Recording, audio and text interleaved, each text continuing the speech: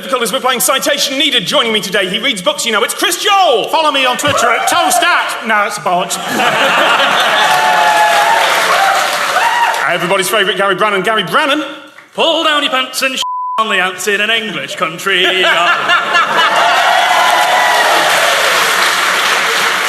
I'm going to have to get the bleep out in the first minute. Thought I'd make it easy for you. And the bountiest man on stage, Matt Gray. We're live. We can do visual gags.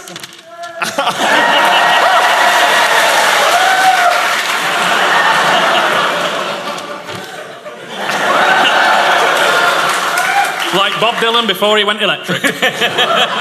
In front of me, I've got an article from Wikipedia, and these folks can't see it. Every fact they get right is a point, and they ding!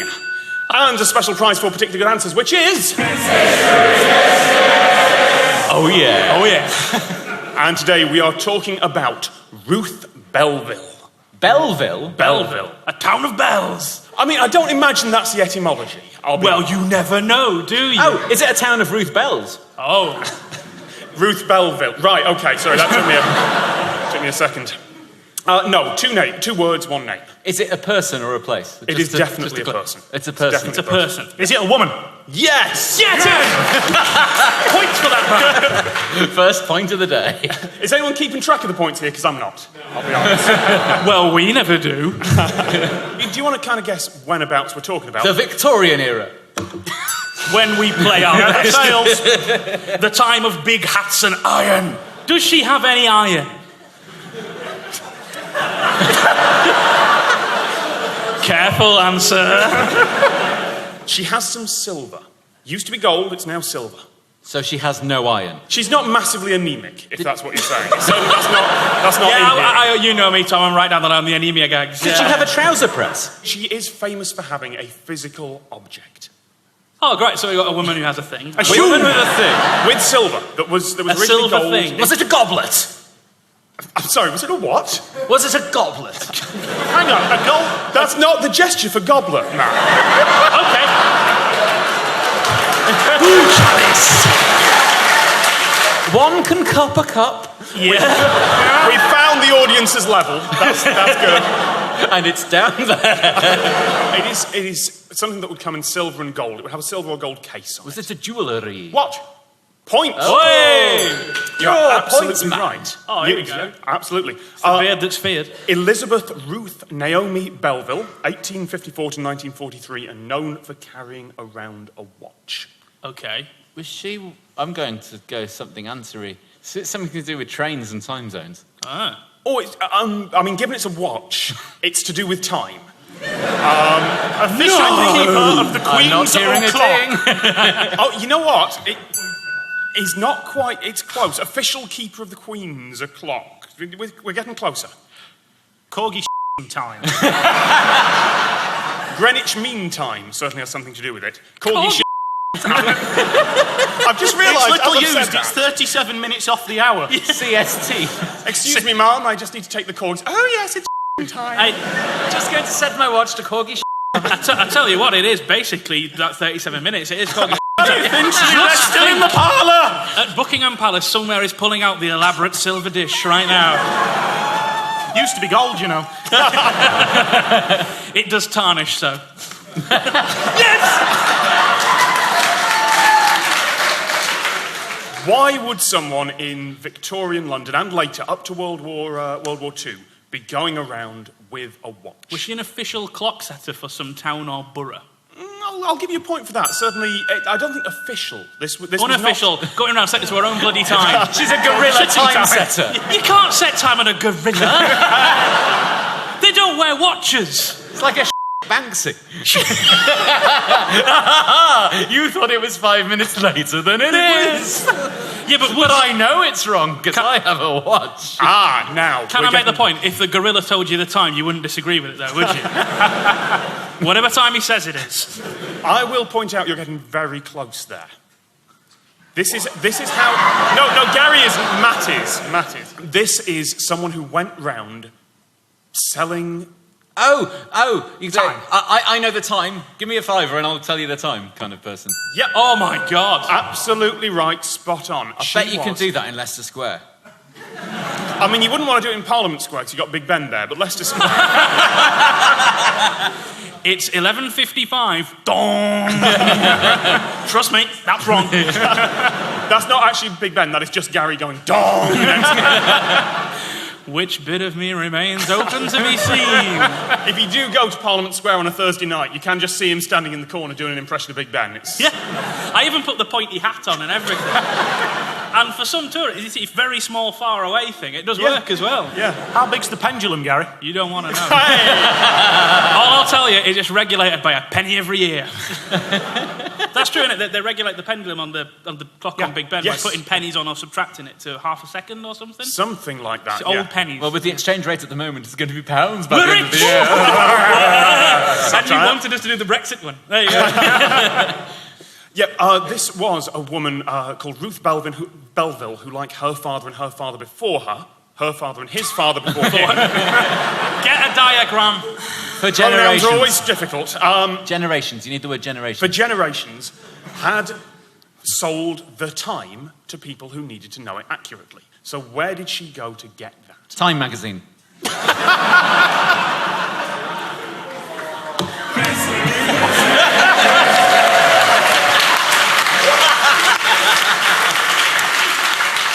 It's a grudging biscuit, but it's a biscuit.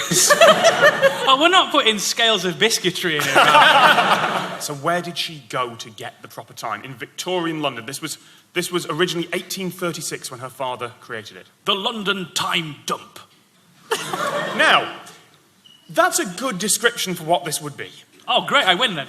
I'm not giving you a point for it, but where in Damn London my short arms. where would you go to get the time? Greenwich, I don't see. Greenwich. Yeah, absolutely right. Greenwich Observatory. You see the nonchalance on that? Yeah. Greenwich Observatory, you would go to the clock that is outside it. Surely you'd go to its herb garden. Oh, you.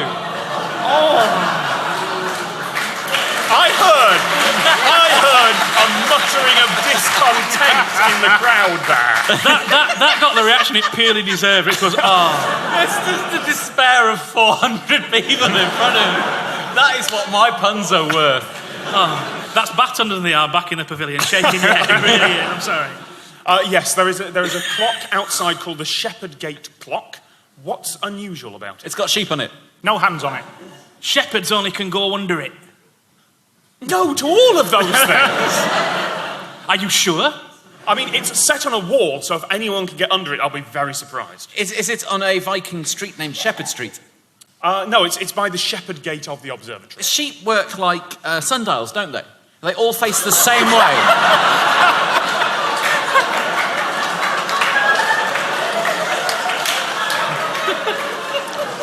Yeah, because when you go past many fine Saxon churches, what you find engraved on it is 4 holes for you to hook the hooves in. For a sheep.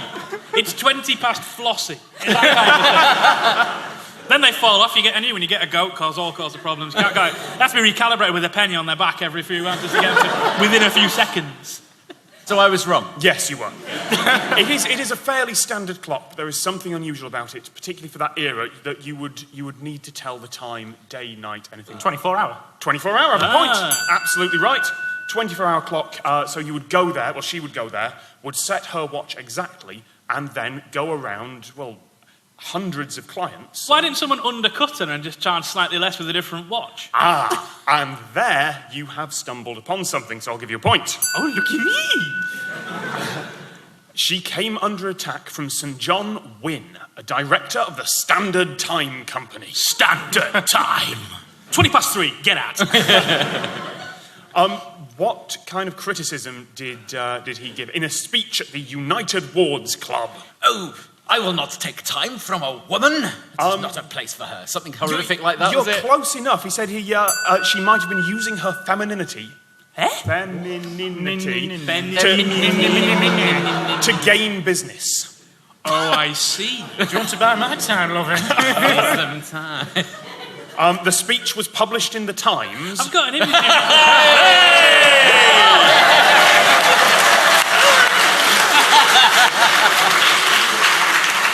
With both of you doing that impression because I got a very vivid imagination. I just got you in low-cut Victorian dresses hanging around a pub in the East End, and really, I can't sleep for a fall. Oh, no. Yellow. Why are my hands still doing this? Someone... So yes, following the publication of the comments, what happened? She got really pissed off and threw her watch at him. But it was on a chain, so she could keep doing it. It's like a yo-yo. Mine! Timekeeping! I hope it had a bell in it, so every time you hit it was like ding, ding, ding. I just like the idea of what time is it? I've got no idea. You want to know what time it is? It's whooping time. Quite the opposite, actually. Oh, she took it in good humour. She did. It resulted in an increase in sales. And what did she say about his comments? It's a little few more words than that. Don't.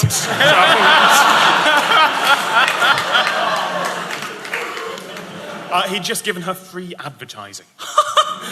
That's nails. Love that. Yeah. Hey, excuse me, miss. I hear you provide services of time. I'd like to buy some of your time. Sure, love. It's 2:30. There you go. That wasn't quite what I had in mind. But my watch is accurate now, so... I can't say I lost from this transaction. Good day. Yes, she lived to the age of 89. And she'd know that because she had a watch. How long did she have before that for her retirement? None at all. Did she just keep going till she can't? Close, but a little bit. 12 minutes, exactly. I found a watch on the body. Till her... Come on, man. That's the look that Here means we go. this is about to hit the cutting room floor. Everybody, roll up your sleeves. This one's coming. Go!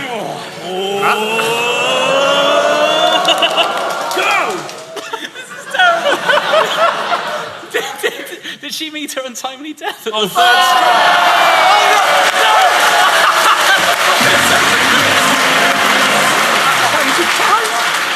That wasn't even the joke.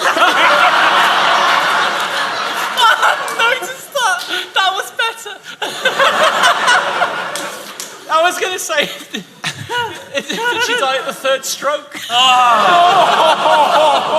No, but she got 3 years of retirement. Well, 1940 is Blitz. I think that's the start of the Blitz. So she's walking through Blitztown, London, telling the Nazis to F off while she's walking out with a clock in her hand. Hero! Actually, yeah, it's tea time. They'll be bombing in 15 minutes. How did she know that? There is a Just putting reference. it out there. There is a reference to a buggy in here as well. So I imagine there was something else. She may have been. She was on a riding- go-kart. Like Victorian era Oh, come go-kart. on, Gary. It's an iron scooter. Designed by Brunel himself. And then first reference to Brunel. If you've got your bingo cards, that must be lined. I really must. Says the man in a Bob's Full House hoodie. A reference which precisely one person in the audience. Thank you for that. That's cheer, Gav. exactly the 1 in 400 people this is aimed to appeal to. As am I, let's face it. So, when she retired, after the generations of doing this, and it was clear that this was not necessary anymore because the Standard Time Company, while they did not win themselves, their technology moved on. What was the Standard Time Company selling?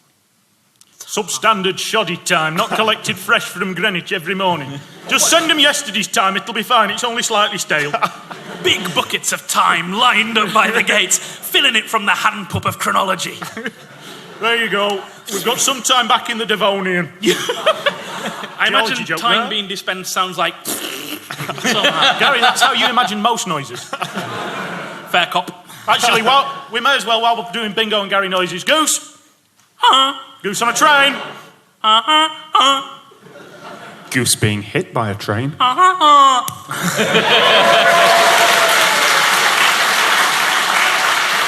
It's what they were waiting for, Gary. That's what you paid your money for. I know that. What was the Standard Time Company selling? How did they get their time to people? I realise I'm treating time as a physical thing here. How did they tell other people the time? Telephoning, or telegramming, or telecommunicating in some kind of way on a wire. There's a word. There's a word.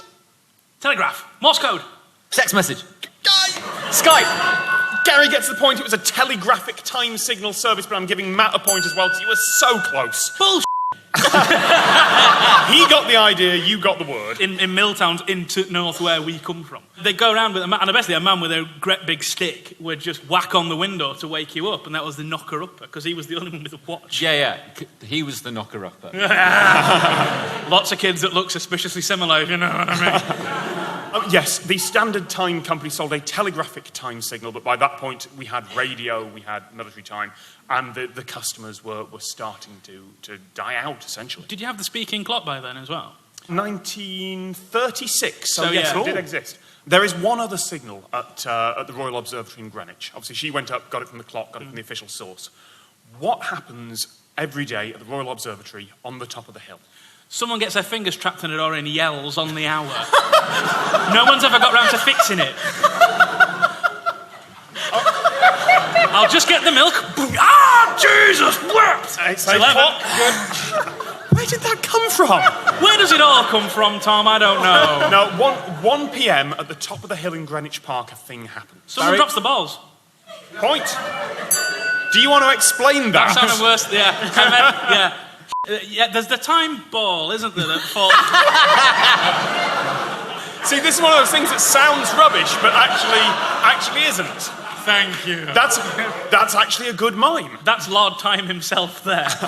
Do you want to explain the time? Please explain. I can't understand the time ball. It's a ball on a stick that drops down at 1 o'clock. And is it something like so ships on the River Thames could synchronise their chronometers before they set off on a sail, so they knew it was 1 o'clock, a bit like the 1 o'clock gun in Edinburgh, where they fire a big off gun at the top of the castle to scare all the tourists, because that's what it's for these days. I was once at Edinburgh Castle. Hold on. Thank you. Carry on. Thank you. There's a third one needed. I was once at Edinburgh Castle on holiday. I was looking down through the telescope as the 1 o'clock gun went off. You see them bastards duck down in Princess Street. If you're ever in Vienna, they test... That means nothing to me. Vienna! They test the air raid sirens in the city once a month still. Which I imagine is just to annoy tourists now. Yeah. Like, it's the 3-minute warning, the bomb's about to drop. I want a helmet and to be able to run. Why are both those things unachievable for you?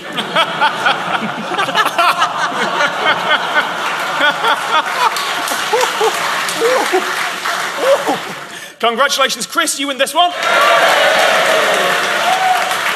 You win a gambling den for nocturnal birds of prey, run by the star of The Godfather from the back of a '59 Chevy. Oh, Jesus Christ, no. Someone just got that, I think. It's Al Pacino's El Camino Owl Casino.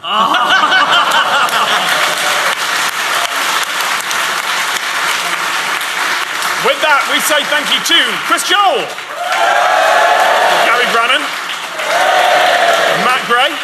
Bye-bye, studio audience. We will see you in 10 minutes after the interval.